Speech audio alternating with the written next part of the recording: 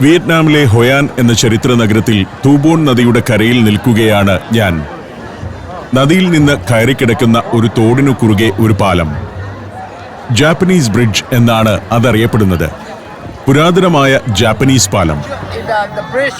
ഈ നഗരത്തിന്റെ ചരിത്രവും കഥകളും സഞ്ചാരത്തിന്റെ ലോക്കൽ ഗൈഡ് മൈക്കിൾ ഗ്രൂപ്പിലെ ആളുകൾക്കൊക്കെ വിശദീകരിച്ചു കൊടുക്കുകയാണ്.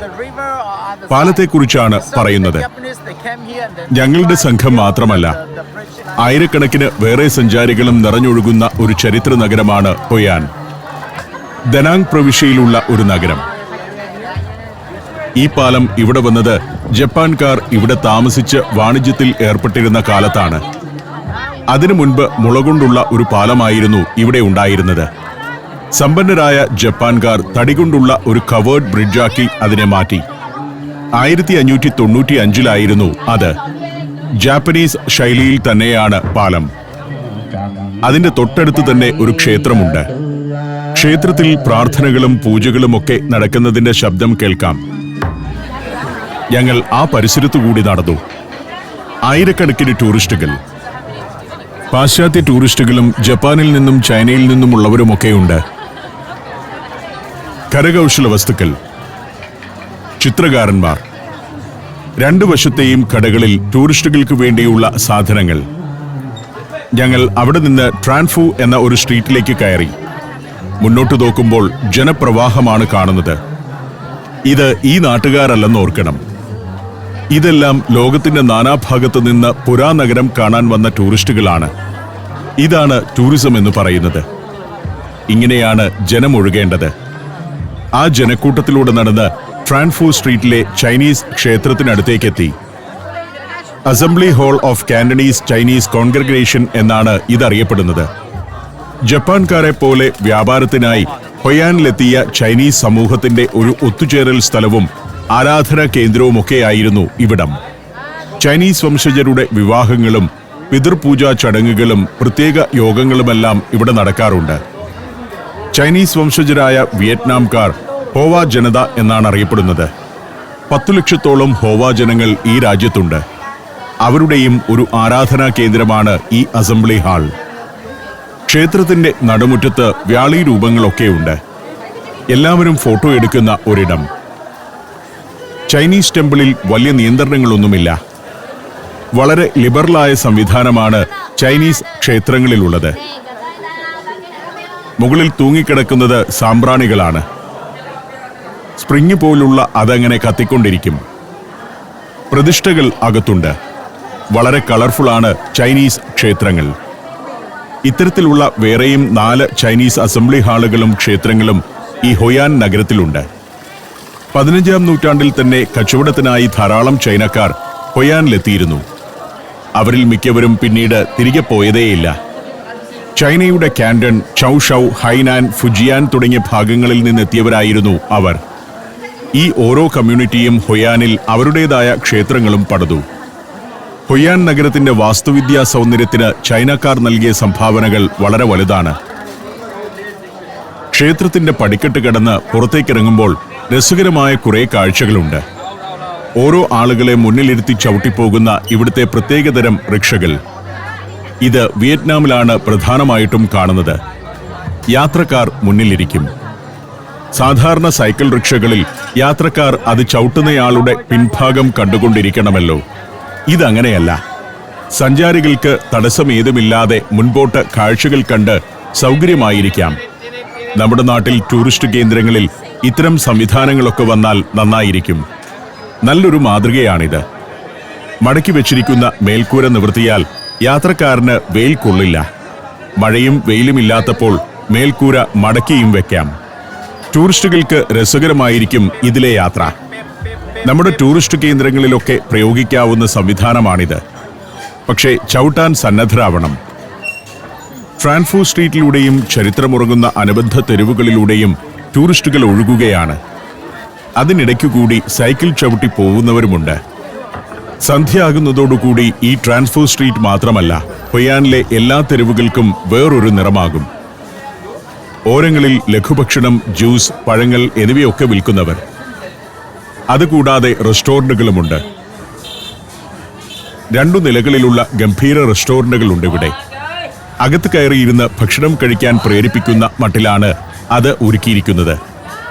ലൈറ്റിംഗ്, സ്കീം, തീം, കളർ ഒക്കെ ആകർഷകം. ഏതു തരം കടയാണെങ്കിലും അത് വളരെ രസകരമായാണ് ഒരുക്കി വച്ചിരിക്കുന്നത്.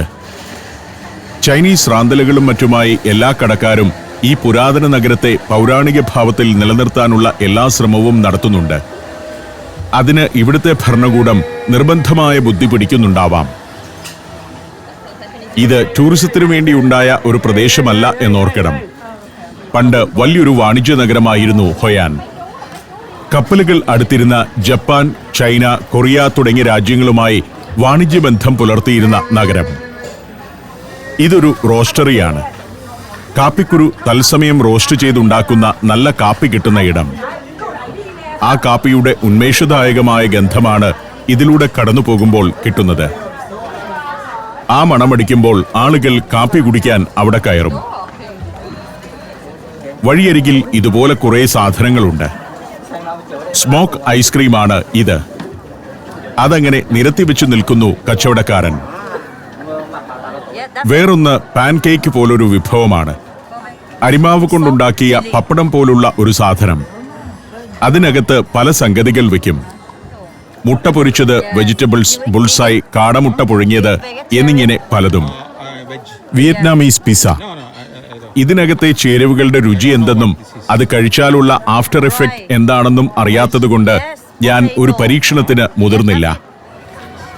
തൊട്ടപ്പുറത്ത് ഉരുളക്കിഴങ്ങ് കൊണ്ടുള്ള വിഭവമാണ്. അരച്ച ഉരുളക്കിഴങ്ങ് വട്ടത്തിൽ പരത്തി കനലിൽ ചുടുന്നു. ബാറുകൾ, റെസ്റ്റോറന്റുകൾ, ബിയർ പാർലറുകൾ എന്നിവയൊക്കെ ഒരു വശത്ത്. ഈ കെട്ടിടങ്ങളെല്ലാം ഹൊയാൻ തുറമുഖമായിരുന്ന കാലത്ത് വണിക്കുകളുടെ ഗോഡൌണുകളും പീടികകളും താമസയിടങ്ങളുമൊക്കെയായിരുന്നു. തുറമുഖത്ത് ഇറക്കുന്ന ചരക്കുകൾ സൂക്ഷിച്ചു വെക്കുകയും വിൽപ്പന നടത്തുകയും ചെയ്തിരുന്ന ഇടങ്ങൾ. നമ്മുടെ മട്ടാഞ്ചേരിയിലെയൊക്കെ കെട്ടിടങ്ങൾ പോലെ. ഇവിടെ സംഭവിച്ചത് ഇവർ പഴയ കെട്ടിടങ്ങൾ പൊളിച്ചുമാറ്റി പുതിയവ പണിതില്ല എന്നതാണ്. പഴയ നിർമ്മിതികളെയെല്ലാം അതേപടി നിലനിർത്തി അന്നത്തെ മരക്കെട്ടിടങ്ങളെ ഒന്ന് പുനരുദ്ധരിച്ച് ടൂറിസത്തിനു വേണ്ടി ഒരുക്കിയെടുക്കുകയായിരുന്നു.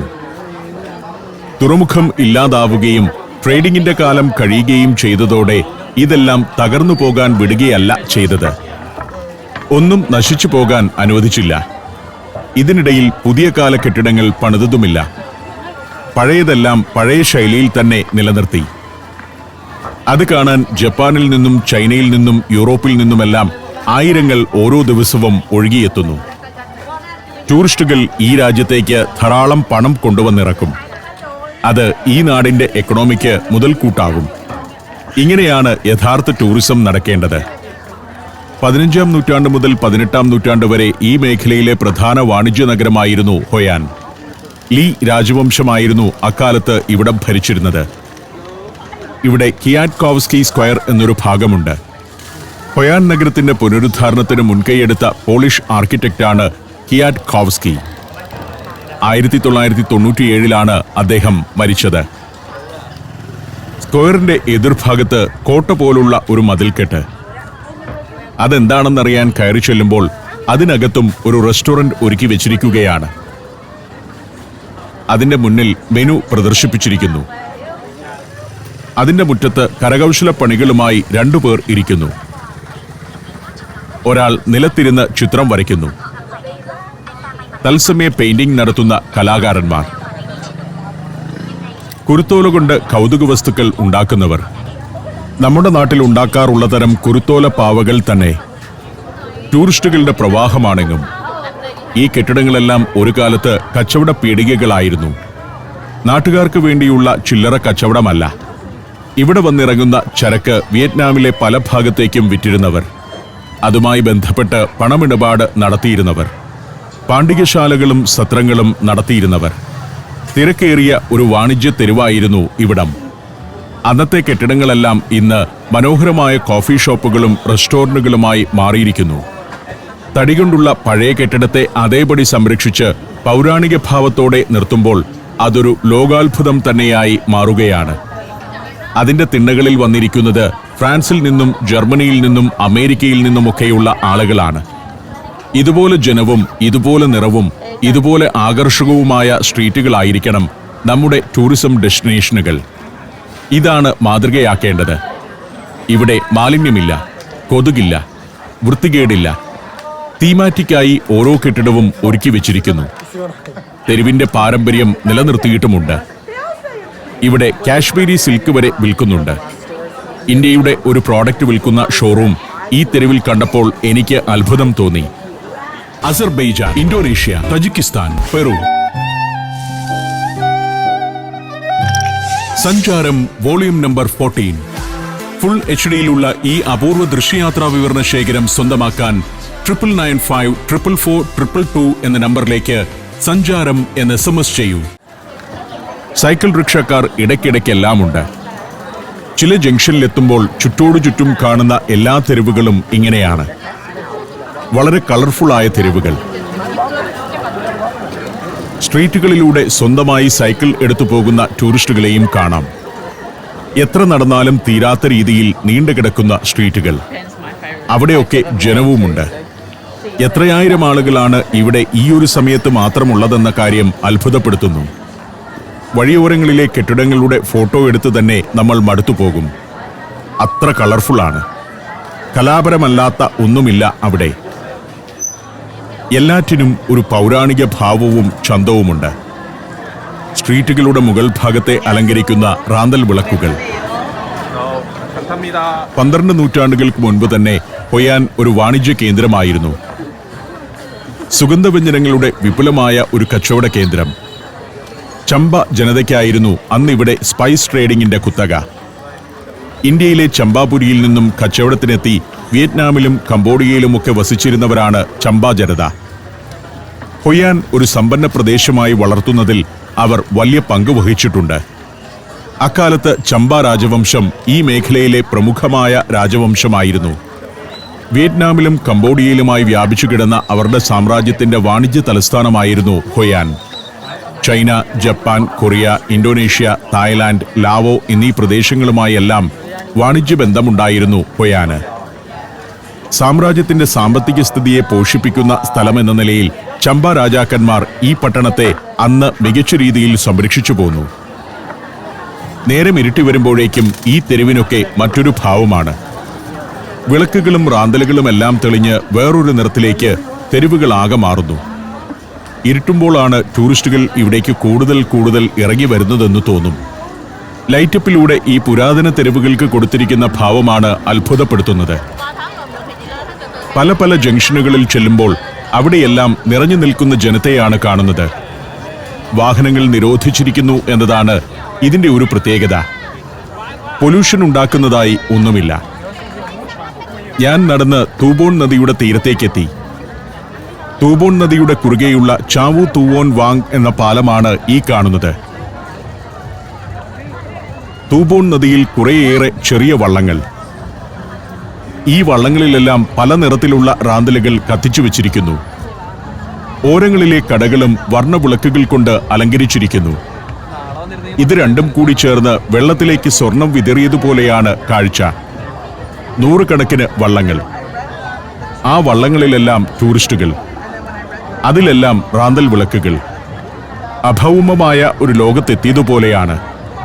ഗംഗാനദിയിലെ ആരതിയൊക്കെ ഞാൻ കണ്ടിട്ടുണ്ട്. പക്ഷേ അവിടെ വള്ളങ്ങൾ ഇങ്ങനെ കളർഫുള്ളായി കണ്ടിട്ടില്ല. 10,000-കണക്കിന് ടൂറിസ്റ്റുകൾ എത്തുന്നു ഇവിടെ തൂബോണിന്റെ തീരത്തേക്ക്. അവരെല്ലാം 2 കരയിലും നിന്ന് ഈ വെളിച്ചവിസ്മയം ആസ്വദിക്കുന്നു. പറ്റുന്നവരെല്ലാം വള്ളം വാടകയ്ക്കെടുത്ത് നദിയിലൂടെ ഒരു തുഴച്ചിൽ നടത്തുന്നു. ഗംഭീരമായ ഒരനുഭവം. നമ്മുടെ കോഴിക്കോട്ടെയോ കൊച്ചിയിലെയോ ഒരു ചെറിയ നദീപ്രദേശത്തെ നമുക്ക് ഇങ്ങനെയാക്കി മാറ്റാം. ചെറുവള്ളങ്ങൾ തുഴയാനും ആളുകൾക്ക് വന്ന് ഫോട്ടോ എടുക്കാനും വഴിയോരങ്ങളിൽ ഭക്ഷണം കഴിക്കാനുമൊക്കെ പറ്റുന്ന തരത്തിൽ ഒരു സജീവമായ പ്രദേശമാക്കി അവിടം മാറ്റണം. കേരളത്തിലെ ഒരു നദീതീരമെങ്കിലും നമുക്ക് ഇങ്ങനെയാക്കാവുന്നതേയുള്ളൂ. ലോകയാത്രകൾ എങ്ങനെയാണ് ആശയങ്ങളും അനുഭവങ്ങളും തരുന്നത് എന്നതിന്റെ ഉദാഹരണമാണ് ഇതൊക്കെ. യാത്ര ചെയ്താൽ നമുക്ക് ലോകത്തിലെ നിരവധി കാര്യങ്ങളെക്കുറിച്ചുള്ള അറിവുണ്ടാകും. മനുഷ്യന്റെ ചിന്തകൾ, അന്യനാട്ടിലുണ്ടായ പുതിയ മാറ്റങ്ങൾ, ഇതൊക്കെ മനസ്സിലാവുന്നത് ഇത്തരം യാത്രകളിലൂടെയാണ്. ഞാൻ ചാവു തൂവോൺ പാലത്തിലൂടെ ഒന്ന് നടക്കാൻ തീരുമാനിച്ചു. പാലത്തിലും നിറയെ ആളുകളാണ്. ഒന്ന് മനസ്സിലാക്കേണ്ടതുണ്ട്, ഈ സന്ദർശകരിൽ ഒരാൾ പോലും ഈ നാട്ടുകാരല്ല. വല്ലതും വിൽക്കാൻ നടക്കുന്നവർ മാത്രമാണ് ഈ നാട്ടുകാർ. ബാക്കിയുള്ളവർ മുഴുവൻ അന്യനാടുകളിൽ നിന്ന് വന്നവരാണ്. അപ്പോൾ ടൂറിസം എന്ന് പറഞ്ഞാൽ സ്വന്തം നാട്ടുകാർ കാറ്റുകൊള്ളാൻ ഇറങ്ങുന്ന പരിപാടിയല്ല. അന്യനാടുകളിൽ നിന്ന് ആളുകൾ വരികയും അവരിവിടെ പണം ചെലവഴിക്കുകയും ചെയ്യുമ്പോഴാണ് ടൂറിസം വളരുന്നത്. ഒരു നദിയെ രണ്ട് കരയിലെ കടകളും നദിയിലെ ബോട്ടുകളുമായി വിദേശികളെ ആകർഷിക്കുന്ന രീതിയിലാക്കണമെങ്കിൽ ഇത്തരം ചില തന്ത്രങ്ങളുണ്ട്. റാന്തൽ വിളക്ക് എല്ലാ വള്ളങ്ങളിലും കത്തിച്ചു വെക്കുന്നു. അത് വെള്ളത്തിൽ റിഫ്ലക്റ്റ് ചെയ്യുമ്പോൾ വൈകുന്നേരം വ്യത്യസ്തമായൊരു ദൃശ്യവിസ്മയം ഒരുങ്ങുന്നു. ഇവിടെ മുഴുവൻ വിയറ്റ്നാംകാർ നിറഞ്ഞിരുന്നെങ്കിൽ ഇവിടേക്ക് വരാൻ പുറം നാട്ടുകാർ അധികം ഇഷ്ടപ്പെടുമായിരുന്നില്ല. ഇവിടെ വിദേശികൾക്കുള്ള ഒരു സ്ഥലമായതുകൊണ്ടാണ് വിദേശികൾ കൂടുതലായി എത്തുന്നത്. ടൂറിസം ഡെസ്റ്റിനേഷനുകളിൽ നാട്ടുകാരുടെ ഉപദ്രവമില്ലാത്ത, ശല്യമില്ലാത്ത സ്ഥലങ്ങൾ രൂപപ്പെടേണ്ടതും പ്രധാനമാണ്. തൂബോൺ നദിയുടെ ഓളപ്പരപ്പ് വർണ്ണാഭമാണ്. രണ്ട് കരകളിലും നിറഞ്ഞു നിൽക്കുന്ന കെട്ടിടങ്ങൾ. ആ കെട്ടിടങ്ങളിലെല്ലാം ലൈറ്റപ്പ് ചെയ്തിരിക്കുന്നു. പാലത്തിലൂടെ ജനങ്ങൾ ഒഴുകുന്നു. രണ്ടു കരകളിലും അതുപോലെ തന്നെ ജനങ്ങളുടെ ബാഹുല്യമാണ്.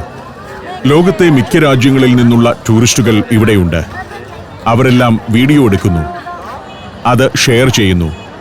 ഹൊയാൻ എന്ന നഗരത്തെക്കുറിച്ച് ഒരുപക്ഷെ മലയാളികൾ അധികം കേട്ടിട്ടുണ്ടാവില്ല. പക്ഷേ ലക്ഷക്കണക്കിന് ടൂറിസ്റ്റുകൾ എത്തുന്ന സ്ഥലമാണ് ഹൊയാൻ എന്ന് മനസ്സിലാക്കണം.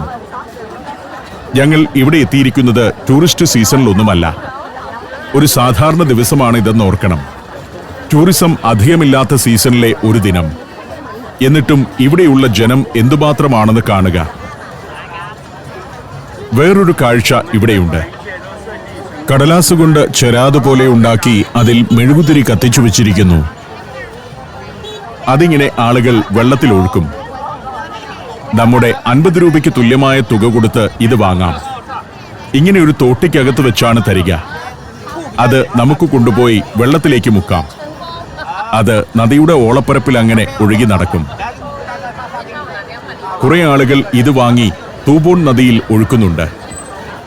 അതിന്റെ പ്രകാശവും കരയിൽ തൂങ്ങിക്കിടക്കുന്ന റാന്തലുകളും വള്ളത്തിൽ വച്ചിരിക്കുന്ന വിളക്കുകളും ഓരങ്ങളിലെ കടകളുടെ വിളക്കുകളുമെല്ലാം കൂടി ചേർന്ന് സന്ധ്യയാവുന്നതോടെ ഇതാണ് കാഴ്ച. ഹൊയാനിൽ പോകുന്നുണ്ടെങ്കിൽ സന്ധ്യാനേരത്ത് അവിടെ ചെലവഴിക്കാൻ തയ്യാറായി വേണം പോകാൻ. പകലല്ല പോകേണ്ടത്. ഒരു 5 മണി കഴിഞ്ഞ് ഇവിടെ വന്നാൽ 7:30 കഴിയുമ്പോഴേക്കും മടങ്ങാം. നദിയുടെ രണ്ടു വശത്തുമുള്ള കെട്ടിടങ്ങളുടെ മുന്നിലെ ഒരു നിര കഴിഞ്ഞാൽ പിന്നീട് ഹോം സ്റ്റേകളാണ്, ഹോട്ടലുകളും. ഇന്ന് ഹൊയാനിലെ എല്ലാ കെട്ടിടവും ടൂറിസത്തിനു വേണ്ടിയുള്ളതാണ്. തീരത്ത് ആളുകൾ ഊഴം കാത്തു നിൽക്കുകയാണ്. ഇവിടെ ബോട്ടുകളൊന്നും ഫ്രീയില്ല, അത്ര തിരക്കുണ്ട്. നദിയിൽ ഒരു കറക്കമൊക്കെ കഴിഞ്ഞ് ആരെങ്കിലും വള്ളത്തിൽ നിന്ന് ഇറങ്ങിപ്പോയെങ്കിൽ മാത്രമേ അടുത്തയാൾക്ക് അവസരം കിട്ടുകയുള്ളൂ. ഈ അമ്മുമ്മ റാന്തൽ വിൽക്കാൻ വന്നിരിക്കുകയാണ്. എന്നോട് റാന്തൽ വേണോ എന്ന് ചോദിച്ചു. ഞാൻ ഷൂട്ട് ചെയ്യാം, നാട്ടുകാരെ മുഴുവൻ കാണിക്കാം. കുറെ മലയാളികളെ ഇവിടേക്ക് വിട്ട് അവരെ കൊണ്ട് റാന്തൽ വാങ്ങിപ്പിക്കാം എന്ന് ഞാൻ പറഞ്ഞു. അമ്മുമ്മയ്ക്ക് നല്ല കച്ചവടമുണ്ട്. 50 ഇന്ത്യൻ രൂപയ്ക്ക് തുല്യമായ തുകയാണ് വില. അവരുടെ കുടുംബം കഴിയുന്നത് ഈ പറഞ്ഞ ചിരാത് വിറ്റിട്ടാണ്. അമ്മുമ്മ ചിരാത് വാങ്ങാൻ തയ്യാറുള്ളവരെ അന്വേഷിച്ച് നടക്കുകയാണ്. ഇതാണ് സാധനം. കടലാസ് കൊണ്ടുള്ള അതിൽ ഒരു മെഴുകുതിരി കത്തിച്ചു വെച്ചിട്ടുണ്ടാവും. ചിരാത് നദിയിൽ ഒഴുക്കിയാൽ അവസാനം അതിലെ കടലാസ് കൂടി കത്തിത്തീരും. അതിന്റെ ചാരം നദിയിൽ ലയിച്ച് കടലിലേക്ക് ഒഴുകിപ്പോവുകയും ചെയ്യും. അതുകൊണ്ട് തന്നെ വലിയ മലിനീകരണം ഉണ്ടാക്കുന്നില്ല എന്നാണ് ഇവർ അവകാശപ്പെടുന്നത്. പല നിറത്തിലുള്ള ജലപുഷ്പങ്ങൾ പോലെ അതങ്ങനെ ഒഴുകി നടക്കുന്നു. മുഴുവൻ കത്താത്ത കടലാസും മെഴുകുതിരിയും അല്പം മാലിന്യമായി അവശേഷിച്ചേക്കാം. ഞാൻ ആ തീരത്തുകൂടി വീണ്ടും നടന്നു. ഒരു ബോട്ടെങ്കിലും ഫ്രീ ആയി കിടക്കുന്നുണ്ടോ എന്നാണ് ഞാൻ നോക്കിയത്. എല്ലാ ബോട്ടിലും ആളുകളുണ്ട്. കുടുംബം അല്ലെങ്കിൽ കമിതാക്കൾ, സുഹൃത്തുക്കൾ ഒക്കെ വള്ളമെടുത്ത് ഇങ്ങനെ പോവുകയാണ്. വള്ളങ്ങൾക്ക് വൃത്തിയും ഭംഗിയുമുണ്ട്. 6-7 പേർക്ക് വള്ളത്തിലിരിക്കാം. 5 പേർ വരെയാണ് അവർ കൂടുതലും ഇരുത്തുന്നത്. വെനീസിലെ ഗൊണ്ടോള തുഴച്ചിലുകാരെ പോലെ തന്നെയാണിവരും. യാത്ര കഴിഞ്ഞു വന്നവർ ഇറങ്ങുന്നു. അവർ ഇറങ്ങിയാലുടൻ അതിലേക്ക് അടുത്ത ടീം കയറുന്നു. കൂലി ആദ്യം കൊടുത്തിട്ട് വേണം ഇതിൽ കയറാൻ. അത് ബുക്ക് ചെയ്യാനും പണം വാങ്ങാനുമൊക്കെ വേറെ ആളുകളുണ്ട്. ലൈഫ് ജാക്കറ്റ് ഇടണം. ചെറിയ വള്ളമായതുകൊണ്ട് ലൈഫ് ജാക്കറ്റ് ഇടണമെന്നാണ് പൊതുനിർദ്ദേശം. പക്ഷേ എല്ലാവരും ഒന്നും ഇടുന്നില്ല. ലൈഫ് ജാക്കറ്റ് വള്ളത്തിലുണ്ട്. വേണ്ടവർക്കിടാം. ഓരോ ബോട്ടും തീരത്തെടുക്കുമ്പോൾ ഒട്ടേറെ പേർ അതിൽ കയറാൻ നിൽക്കുന്നതാണ് ഇവിടുത്തെ രസകരമായ ഒരു കാഴ്ച. അങ്ങനെ വളരെ സജീവമായ ആഹ്ലാദകരമായ ഒരു സായന്തനം ആസ്വദിച്ചുകൊണ്ട് ഹൊയാനിലെ തൂബോൺ നദിയുടെ കരയിൽ അത്ഭുത കാഴ്ചകളിൽ മുഴുകി ഞാൻ അങ്ങനെ നിന്നു.